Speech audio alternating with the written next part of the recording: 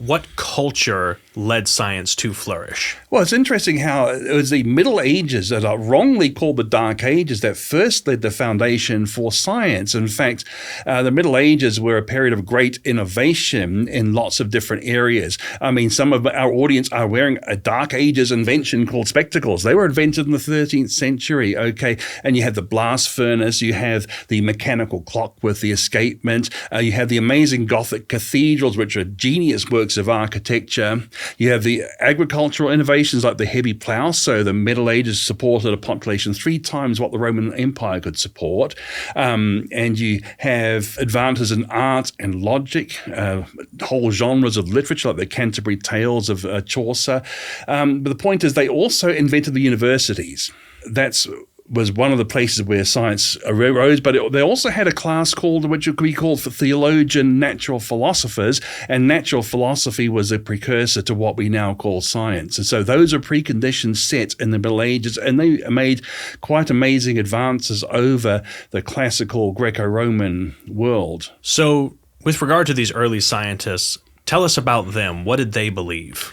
Well, a lot of them were building on the Middle Ages, but even in the Middle Ages, you had people talking quite seriously about rotating Earth and the idea of impetus, which was against what Aristotle had taught. But then you have most of the founders of modern science were believers in creation, biblical creation. You think of Sir Robert Boyle, who is a great advances in chemistry, but he also wrote about defending Christianity. You have Kepler, father of the elliptical orbits in astronomy. He said he was thinking God's thoughts after him. Sir Isaac Newton, maybe the greatest scientist of all time, he actually wrote more about theology than about science. Okay. And he said his most important work was a commentary on the book of Daniel, okay, more than his scientific works. And you have people like Blaise Pascal, founder of hydraulics and probability. And then even later on, you have people like Faraday, who would be called a fundamentalist today if he was alive, the father of electromagnetism and electrochemistry.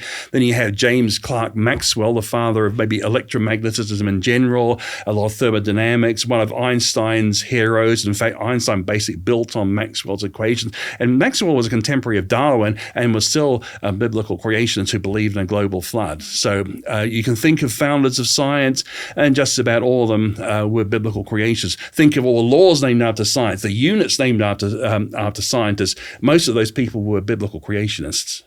Got it.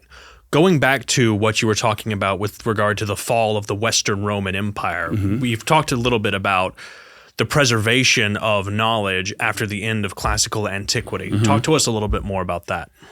Well, the thing is, they could have been lost because of the disruption, and a lot of things were lost. But as I say, the ones which are preserved, you owe a Christian monk who basically preserved, and then made copies of these things. And that's how we know of a lot of classical literature, because the Christian monks were preserving it. They preserved things they didn't agree with. So some of the sort of more risque plays were preserved thanks to Christians copying them.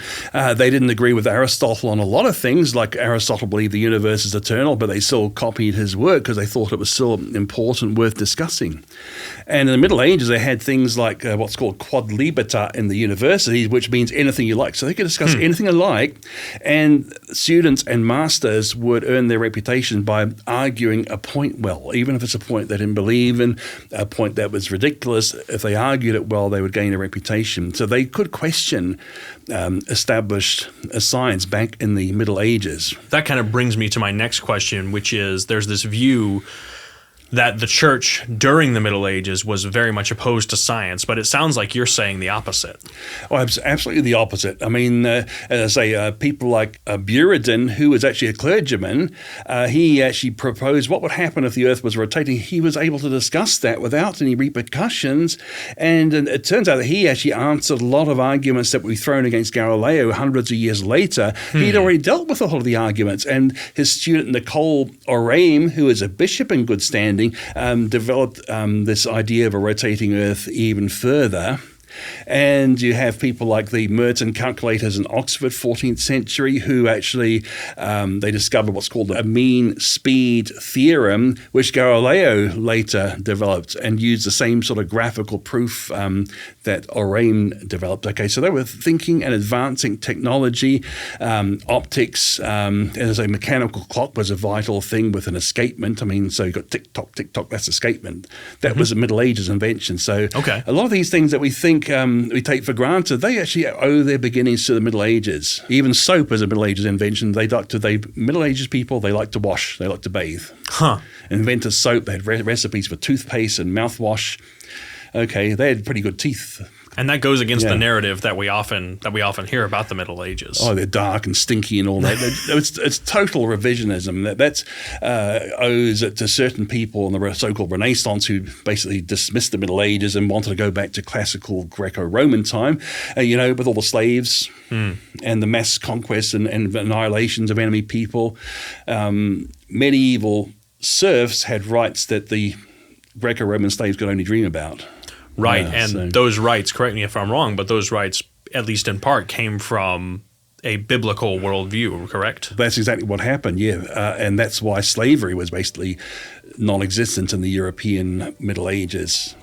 Everything that we do here at CMI is made possible by viewers just like you. If you found value in this and want to help others do the same, please consider supporting us. Link in the description below.